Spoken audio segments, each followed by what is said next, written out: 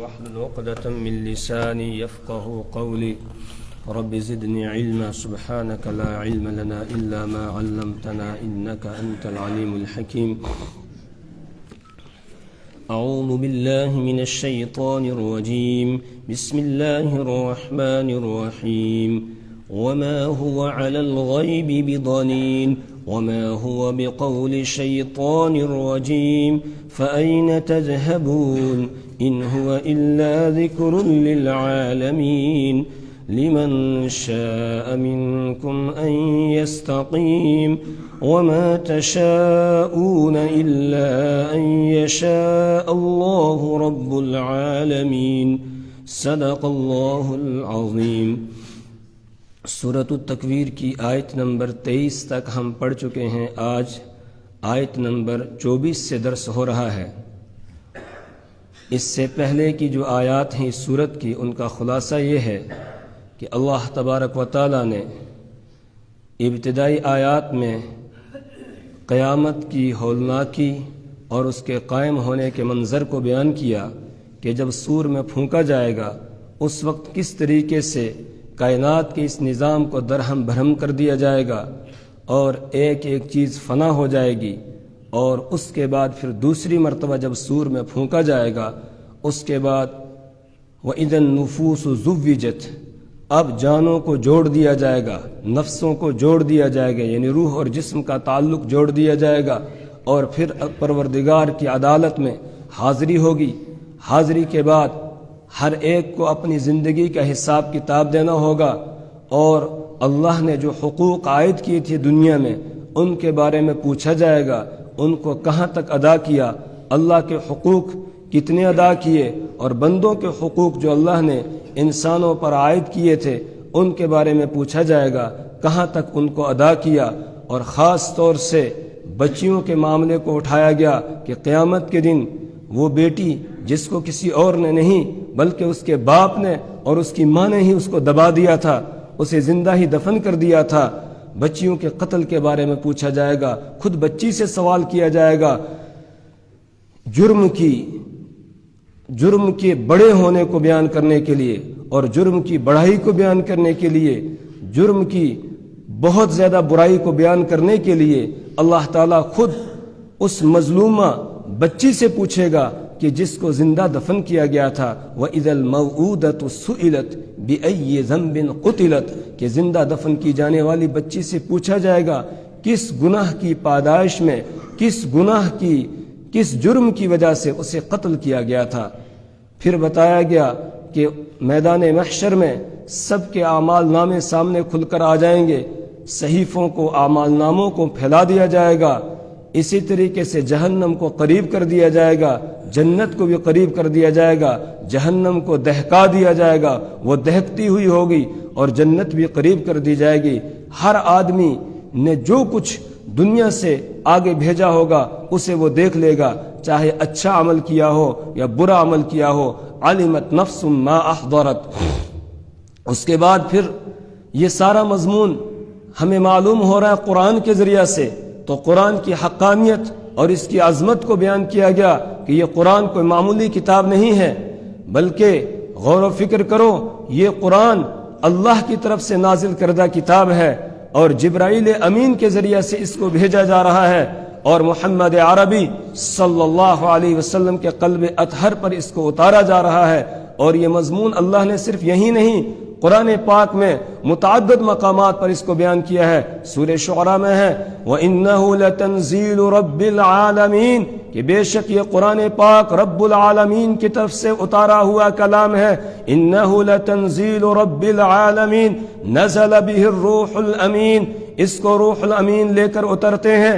عَلَى قَلْبِكَ، اے محمد صلی اللہ علیہ وسلم آپ کے دل پر اس کو اتارا جا رہا ہے، اور آپ کے دل کو پہلے اس قابل بنایا گیا کہ آپ کے دل پر یہ اتر سکے قرآن پاک، ورنہ قرآن پاک تو وہ عظیم کتاب ہے، یہ اللہ کا کلام ہے، اس کو کون برداشت کر سکتا تھا، کون اس کو اٹھا سکتا تھا؟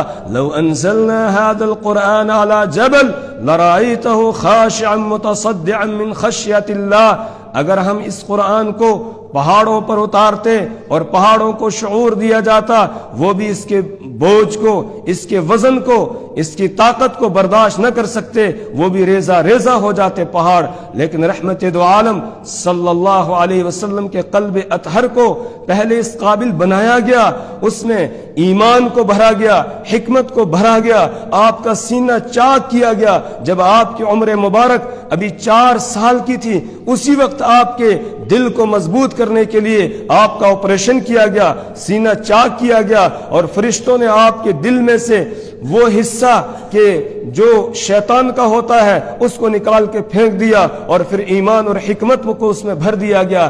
اسی طریقے سے نزول وحی سے پہلے دوبارہ جو ہے آپ کے دل کے اندر ایمان و حکمت کو بھرا گیا، اس قابل آپ کو بنایا گیا۔ پھر جبرائیل امین نے جس وقت سب سے پہلی وحی اتری ہے، اقرأ بسم ربک الذی خلق خلق الانسان من علق اقرأ وربک الاکرم الذی علم بالقلم، اس وقت جبرائیل علیہ السلام نے 3 مرتبہ رسول پاک صلی اللہ علیہ وسلم کو پکڑ کے آپ کے اپنے سینے کے ساتھ زور سے دبایا ہے، جس سے آپ کے دل میں وہ صلاحیت اور استعداد اور وہ طاقت پیدا کی جا رہی تھی کہ آپ اللہ کے اس قرآن کو برداشت کر سکیں، اس کے بوجھ کو اٹھا سکیں۔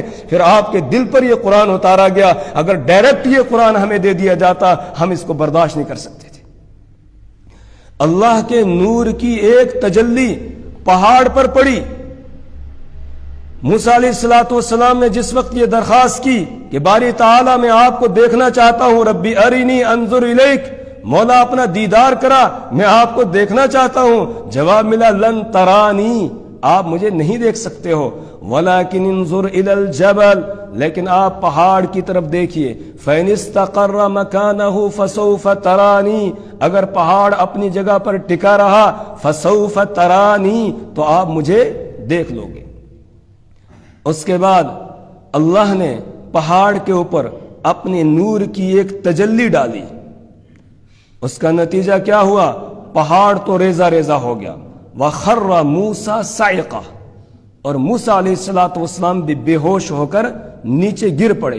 یہ اللہ کے نور کی تجلی تھی، اس کو پہاڑ بھی برداشت نہیں کر سکا، موسیٰ علیہ السلام بھی برداشت نہیں کر سکے۔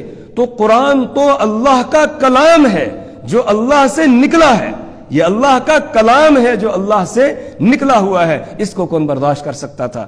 اللہ نے اپنے پیارے حبیب حضرت محمد رسول اللہ صلی اللہ علیہ وسلم کے دل کو مضبوط بنایا، پھر اس پر قرآن اتارا۔ فَإِنَّمَا يَسَّرْنَاهُ بِلِسَانِكَ فَإِنَّمَا يَسَّرْنَاهُ بِلِسَانِكَ، ہم نے اس قرآن کو آپ کی زبانی آسان کیا، آپ کے ذریعہ سے آسان کیا، اس لیے آپ سب پڑھ سکتے ہیں، اب کسی کے لیے کوئی مشکل نہیں ہے، اور سب سے آسان یہ کتاب بنا دی گئی۔ وَلَقَدْ يَسَّرْنَا الْقُرْآنَ لِلذِّكْرِ فَهَلْ مِن مُدَّكِرٍ، ہم نے قرآن کو نصیحت حاصل کرنے کے لیے آسان کر دیا ہے۔ فَهَلْ مِن مُدَّكِرٍ، تو کوئی ہے جو نصیحت حاصل کرے، نصیحت حاصل کرنے والا آئے اور آ کر نصیحت حاصل کرے۔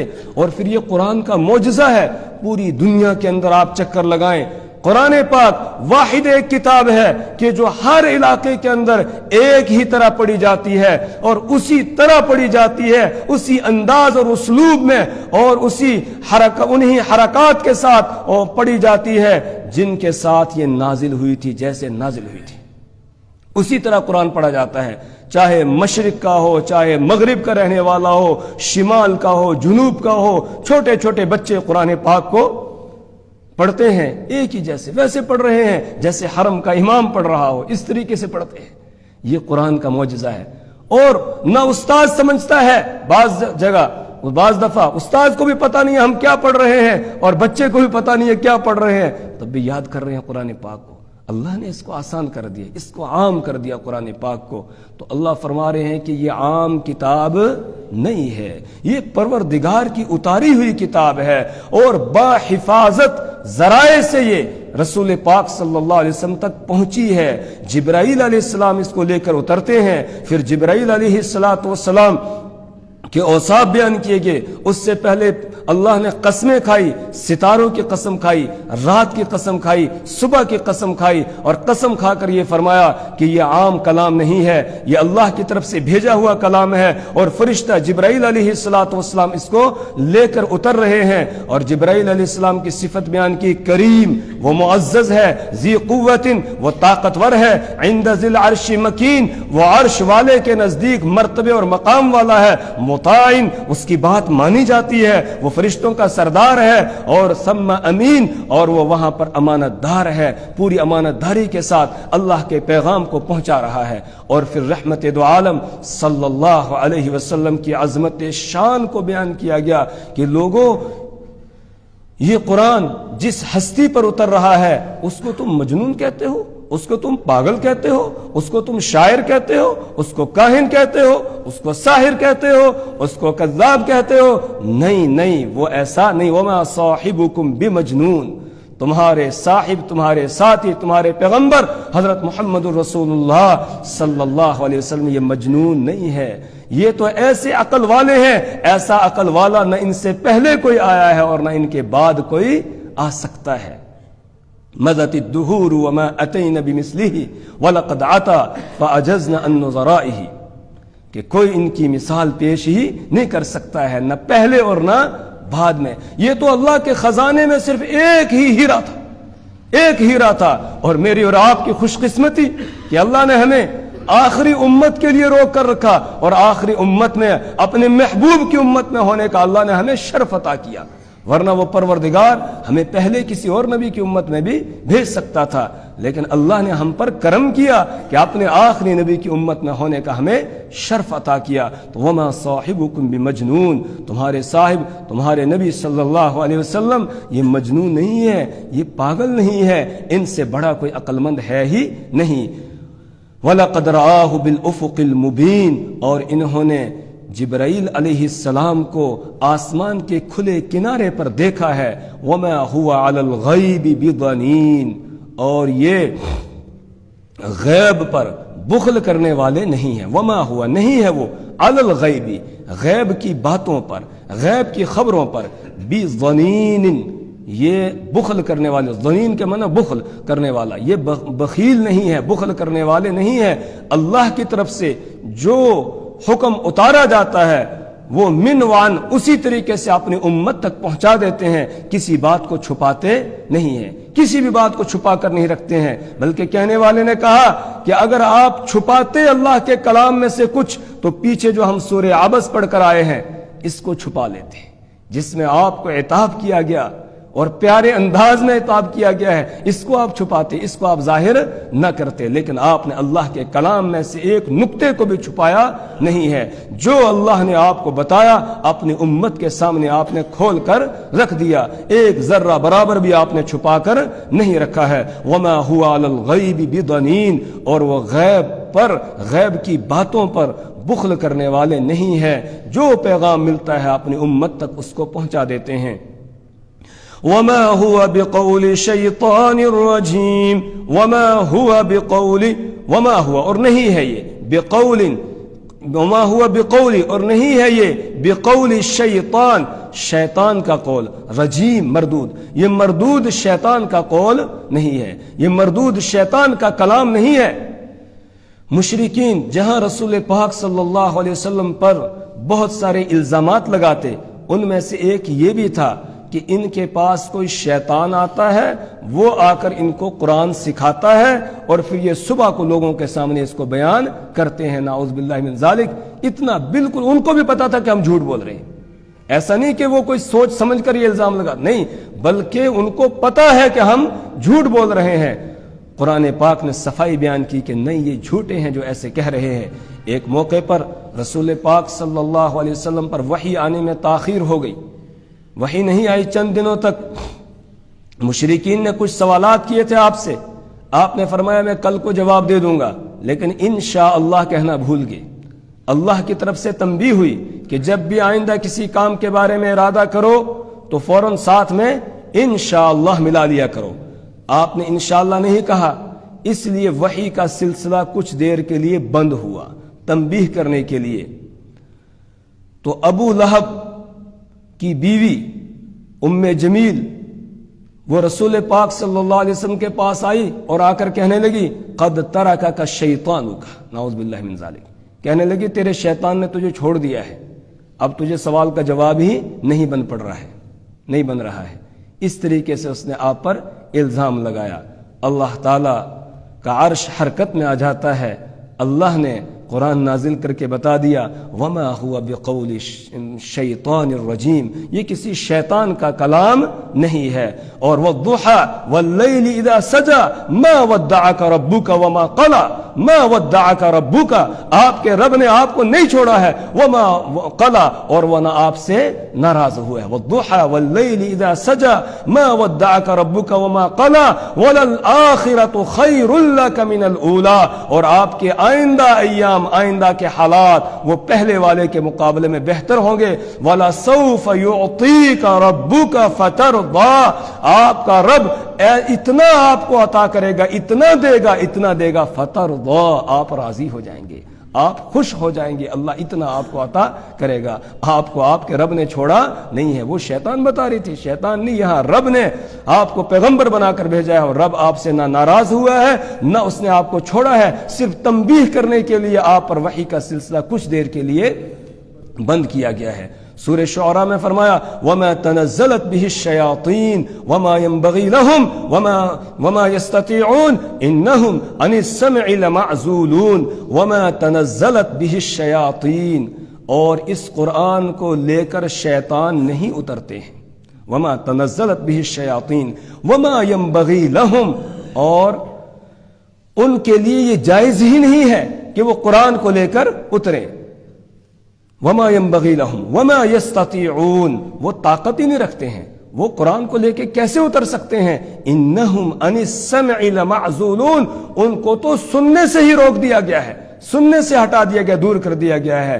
ہم پیچھے سورہ جن میں پڑھ کر آئے ہیں کہ جنات، شیاطین آسمانوں تک جاتے تھے اور وہاں پر انہوں نے مورچے بنائے ہوئے تھے، ان میں بیٹھتے تھے، فرشتوں کی باتیں سنتے تھے، لیکن جب قرآن کا نزول شروع ہوا اس کے بعد ان کا اوپر جانا بند ہو گیا۔ اگر اوپر جاتا تھا تو شہاب ثاقب اس کے اوپر برسایا جاتا تھا، انگارہ برسایا جاتا تھا، پھر وہ کوئی بات وہاں سن نہیں سکتا تھا۔ ایسا اللہ نے انتظام کیا، ان کو تو وہاں سے اتار دیا، موڑ دیا گیا واپس، اور وہاں جانے پر پابندی لگا دی گئی۔ تو شیطان کیسے اس کلام کو لا سکتے ہیں؟ ہاں آؤ میں تمہیں بتاتا ہوں شیطان کس کے پاس آتا ہے۔ هل انبئکم علی من تنزل الشیاطین، آؤ میں بتاتا ہوں کہ شیطان کس کے اوپر اترتا ہے۔ علی کل افاک اثیم، شیطان اترتا ہے افاک، بہت بڑے جھوٹے پر، اور اثیم، بہت بڑے گناہ پر۔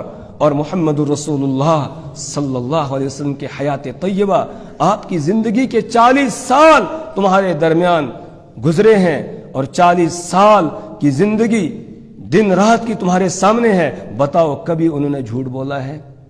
نہیں۔ کبھی کسی گناہ کے قریب بھی گئے ہیں؟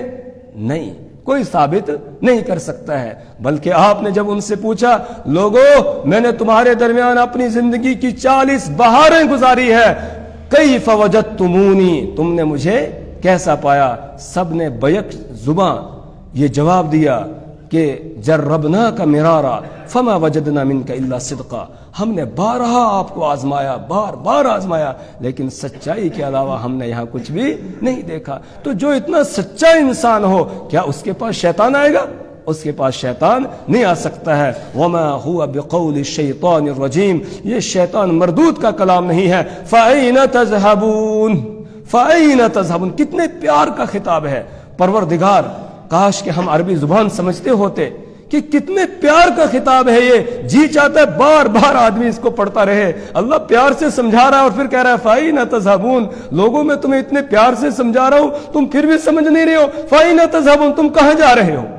فَأَيْنَ تَذْهَبُونَ، ارے کدھر جا رہے ہو؟ کس طرف بھاگے جا رہے ہو؟ اللہ کو، اللہ کے نبی کو، اللہ کے کلام کو چھوڑ کر تم کہاں جا رہے ہو؟ فَأَيْنَ تَذْهَبُونَ، کون سا راستہ تم اختیار کر رہے ہو؟ آؤ اللہ کے کلام کی طرف، اس کے ساتھ جڑ جاؤ، اس کو اپنی زندگی گزارنے کا ضابطہ حیات بنا لو۔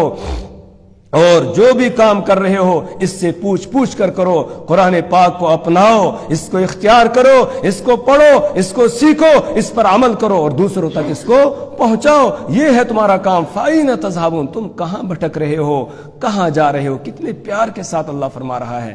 جس وقت قرآن اتر رہا تھا اس وقت یہ ان لوگوں سے کہا جا رہا تھا جو قرآن کو ماننے کے لیے تیار نہیں تھے، لیکن آج یہ خطاب مجھ سے اور آپ سے ہے۔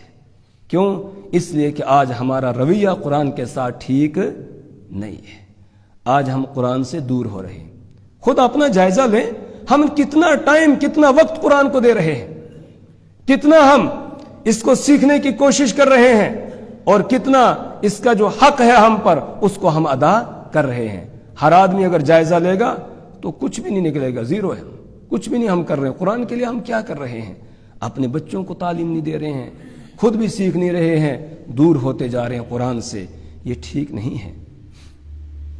اللہ نے ان کے لیے کہا تھا، لیکن آج یہ بات کس پہ صادق آ رہی ہے؟ مجھ پر اور آپ پر صادق آ رہی ہے۔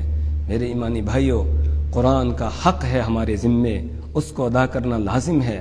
اگر ہم نے وہ حق ادا نہیں کیا، کل قیامت کے دن اللہ کے دربار میں جب حاضری ہوگی، اس وقت کیسے حاضری ہوگی اس کو بھی قرآن نے بیان کر دیا۔ سورہ طٰہٰ میں ہے، من اعرض عن ذکری فإن له معیشة ضنکا ونحشره یوم القیامة اعما قال رب لما حشرتنی اعما وقد كنت بصیرا قال كذلك اتتك آیاتنا فنسیتها وكذلك اليوم تنسى من اعرض عن ذکری، جو میری اس نصیحت سے، اس قرآن سے اعراض کرے گا، اس سے دور بھاگے گا، اس کے قریب نہیں آئے گا، فإن له معیشة ضنکا، سب سے پہلی سزا اس کے لیے یہ ہے کہ دنیا کے اندر اس کی زندگی کا سکون میں چھین لوں گا۔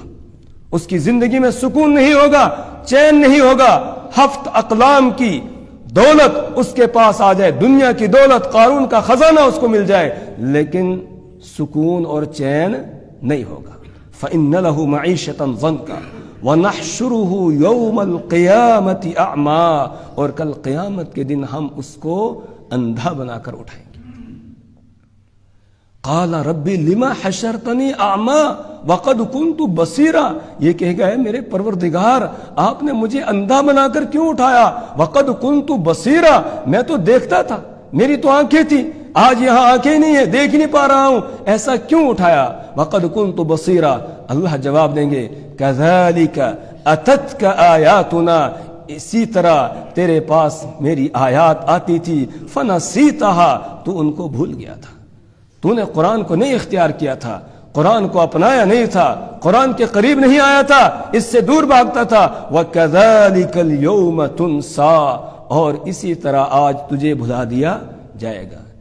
میرے ایمانی بھائیوں، قرآن کے ساتھ جڑنا ہمارے لیے انتہائی ضروری ہے، اس کے بغیر چارہ نہیں ہے۔ آج پوری دنیا کے اندر مسلمان جو ذلت کی زندگی بسر کر رہا ہے، اس کی سب سے اہم وجہ اور پہلی وجہ یہ ہے کہ ہم نے قرآن کو چھوڑ دیا۔ ان اللہ یرفع بہذا الکتاب اقواما ویضع بہ آخرین، اس کتاب کے ذریعے سے اللہ کچھوں کو بلندی عطا کرتا ہے اور کچھوں کو پستیوں کے اندر ڈال دیتا ہے۔ جو اس کو اپناتے ہیں ان کو اللہ بلند کرتا ہے، اور جو اس کو چھوڑ دیتے ہیں ان کو اللہ ذلیل اور رسوا کر دیتا ہے۔ میرے استاد محترم حضرت مفتی فیض الوحید صاحب نور اللہ مرقدہ، اللہ ان کے قبر پر کروڑوں رحمتیں نازل فرمائے، اللہ ان کے درجات کو بلند فرمائے، پوری زندگی اللہ کے قرآن ہی کو بیان کیا، اور یہی ان کی تڑپ تھی کہ کسی طریقے سے قرآن کے ساتھ ہم وابستہ ہو جائیں، جڑ جائیں، اور آخری وقت میں جو نصیحتیں کی ہیں ان میں بھی یہی نصیحت تھی کہ لوگوں کو قرآن کے ساتھ جوڑا جائے۔ مجھے آخری بیان کرنے کے لیے جو حضرت نے بتایا وہ یہی کہ لوگوں کے سامنے عظمت قرآن پر بیان کرنا، اور لوگوں سے یہ کہنا کہ لوگوں اپنے بچوں اور بچیوں کو حافظ قرآن بناؤ، قرآن کے علاوہ کوئی دولت، قرآن جیسی کوئی دولت نہیں ہے، یہی ساتھ جانے والی دولت ہے، یہی ساتھ جانے والی، جاتے جاتے بھی یہ کہہ کر گئے ہیں، یہ نصیحت کر کے گئے ہیں۔ اس لیے میرے ایمانی بھائیوں، قرآن کے ساتھ وابستہ ہو جائیں، ہم جڑ جائیں، قرآن کو اپنائیں، اپنے بچوں کو قرآن کے ساتھ وابستہ کریں، ورنہ کہیں اللہ کی طرف سے یہ خطاب مجھے اور آپ کو نہ ہو رہا ہو، فَأَيْنَ تَذْهَبُونَ، تم کہاں جا رہے ہو، کدھر بھٹک رہے ہو؟ किस तरफ जा रहे हो? जहन्नम के रास्ते पर चल रहे हो? छोड़ो उस रास्ते को, आ जाओ जन्नत वाले रास्ते पर। इन हुवा इल्ला ज़िक्रुल लिल आलमीन, नहीं है ये कुरान मगर ज़िक्रुल लिल आलमीन, दुनिया जहान वालों के लिए नसीहत है। जो लोग इस वक्त सुन रहे हैं, जिन तक मेरी आवाज पहुंच रही है, उनसे मेरी गुजारिश है कि आप इस आवाज को आगे पहुंचाएं, दूसरों तक पहुंचाएं इस आवाज को कि लोगों कुरान के साथ वाबस्ता हो जाओ। अगर इज्जत चाहते हो कुरान के साथ जुड़ना पड़ेगा, और अगर कुरान के साथ नहीं जुड़ोगे फिर जलील से जलील तर होते चले जाओगे, फिर जिल्लत की जिंदगी बसर करनी होगी, उसके बगैर कोई चारा नहीं है। जब से हमने कुरान को अपनी अदालतों से निकाला, अपनी तिजारत की मंडियों से निकाल दिया, कुरान को अपने घरों से निकाल दिया और सिर्फ मस्जिद में इसको हमने रख दिया कि मस्जिद में है बस कुरान, बाहर कुरान है ही नहीं, तो तब से हम जिल्लत की जिंदगी बसर कर रहे हैं। हर जगह हमारे साथ कुरान होना चाहिए, यानी कुरान के अहकामात होने चाहिए। हमारी तिजारत हो कुरान के मुताबिक, हमारी मुलाजमत हो कुरान के मुताबिक, हमारे घर का रहन सहन हो कुरान के मुताबिक, हमारे शादी ब्याह और दूसरे जितने भी काम हो सब के सब किसके मुताबिक होने चाहिए? कुरान के मुताबिक। अगर कुरान, हमारी अदालतें हों कुरान के मुताबिक, अगर ये सारे काम कुरान के मुताबिक करेंगे तो इज्जत पाएंगे, वरना फिर जलील ही होना पड़ेगा और जिल्लत ही जिल्लत को देखना पड़ेगा। इन हुआ इल्ला ज़िक्रुल लिल आलमीन, नहीं है ये कुरान मगर दुनिया जहान वालों के लिए नसीहत। ये सिर्फ मुसलमानों की किताब नहीं है, ये सबकी किताब है। या अय्युहन्नास, ए पूरी दुनिया के इंसानों, कद जातकुम मौइज़तुम मिन रब्बिकुम, तुम्हारे पास तुम्हारे रब की तरफ से एक नसीहतनामा आ गया है। ओ यहूदियों, ओ ईसाइयों, ओ मजूसियों, ओ पारसियों, ओ जैनियों, ओ हिंदुओं, ओ सिखों, सबको खिताब करके ये कहा जा रहा है, कद जातकुम मौइज़तुम मिन रब्बिकुम, तुम्हारे पास तुम्हारे रब की तरफ से एक नसीहतनामा आ गया है। अब कामयाबी इसी में है, इसके अलावा कहीं कामयाबी मिलने वाली नहीं है। इन हुआ इल्ला ज़िक्रुल लिल आलमीन, नहीं है ये कुरान मगर दुनिया जहान वालों के लिए नसीहतनामा। लिमन शाअ मिनकुम, उस शख्स के लिए जो चाहे तुम में से, अन यस्तकीमा, कि वो सीधी राह चले, जो तुम में से सीधे रास्ते पर चलना चाहता है, सीधा रास्ता, जन्नत का रास्ता इख्तियार करना चाहता है, उसके लिए कुरान पाक नसीहत है, उसके लिए कुरान पाक ज़ाब्ता-ए हयात है, जिंदगी गुजारने का एक कानून है, इसके मुताबिक वो जिंदगी बसर करे। वमा तशाऊन इल्ला अन यशा अल्लाहु रब्बुल आलमीन, वमा तशाऊन, और तुम नहीं चाहते हो, इल्ला, मगर ये कि अन यशा अल्लाहु, अल्लाह चाहे, रब्बुल आलमीन, जो सारे जहानों का पालने वाला है, उसकी मशीयत और उसकी चाहत के बगैर तुम नहीं चाह सकते हो। मतलब क्या है कि अल्लाह से मांगो कि परवरदिगार मुझे कुरान के साथ जोड़ दे, अल्लाह से मांगो, वो तुम्हें हिम्मत भी देगा, ताकत और कुदरत भी अता करेगा, उसके चाहने के बगैर तुम कुछ भी नहीं कर सकते हो। अगर वो ना चाहे तो तुम कुरान के करीब नहीं आ सकते हो। उसके चाहने का मतलब क्या है? वही ताकत और कुदरत हमें देता है जो भी काम हम करते हैं। एक मिसाल से इसको समझे, मिसाल के तौर पर यह बल्ब जल रहा है, तो ये कब बल्ब जलेगा? जब पीछे से बिजली होगी। बिजली थी, हमने बटन दबाया तो ये चल गया, और अगर पीछे से लाइन कटी हुई थी, हम चाहे 20 मरतबा बटन को दबाएं, ये जलेगा? जी नहीं जलेगा। इसी तरह अल्लाह ने मुझे और आपको ताकत दी, कुदरत दी है कि हम सजदा कर भी सकते हैं और नहीं भी कर सकते हैं। सजदा करने की ताकत देने वाला कौन है? कुदरत देने वाला कौन है? अल्लाह है। इस हाथ से सदका और खैरात की ताकत और कुदरत अता करने वाला कौन है? अल्लाह है। इस जुबान से अच्छी बात बोलने की ताकत और कुदरत देने वाला कौन है? अल्लाह है। इस कान से अच्छी बात को सुनने की ताकत और कुदरत देने वाला कौन है? अल्लाह है। तो हम अल्लाह से मांगे ताकि वो हमें इसकी हिम्मत भी अता करे और इसके साथ वाबस्तगी भी हमें अता करे और सीधे रास्ते पर हमें चलाए। परवरदिगार वो ताकत दे रहा है, अब उसके बाद हमें इख्तियार दे दिया है, चाहे अच्छा करो चाहे बुरा करो, ये तुम्हारी क्या है? मर्जी है। تو اللہ کے چاہنے کے بغیر تم چاہ نہیں سکتے ہو، کچھ کر نہیں سکتے ہو، وہی طاقت اور قدرت عطا کرنے والا ہے۔ اس لیے اس کے سامنے ہاتھ پھیلاؤ، اس سے مانگو، جو ہدایت کی طرف آنا چاہے گا، قرآن کی طرف آنا چاہے گا، اللہ اس کو توفیق دے دے گا، اور جو آنا ہی نہیں چاہے گا وہ بھاگے گا تو پھر اس کو توفیق نہیں ملتی ہے۔ پھر وہ چاہے نوح علیہ السلام کا بیٹا ہو وہ بھی نہیں آ سکتا ہے، وہ نبی کریم صلی اللہ علیہ وسلم کا چچا ابو طالب ہو جو آپ پر مر مٹنے کے لیے تیار تھا، وہ بھی نہیں آ سکتا ہے۔ کیوں؟ اس لیے کہ اس نے خواہش ہی ظاہر نہیں کی، اس نے چاہت ہی نہیں کی ہے۔ تو اس لیے ہم اللہ سے مانگیں بھی اور قرآن کے ساتھ وابستہ ہو جائیں۔ یہی اس صورت کا میرے اور آپ کے لیے پیغام ہے، ہر ایک امتی کے لیے، ہر ایک مسلمان کے لیے پیغام ہے۔ اللہ اپنی کتاب کی سمجھ اور فہم عطا فرمائے، اللہ اس کے مطابق عمل کی توفیق عطا فرمائے۔ اللہ تبارک و تعالی ہر برائی سے، بے حیائی سے، بے دینی سے ہماری اور ہماری نسلوں کی حفاظت فرمائے۔ سبحان اللہ و بحمدہ، سبحانک اللہم و بحمدک، ونشہد ان لا الہ الا انت ونستغفرک ونتوب الیک۔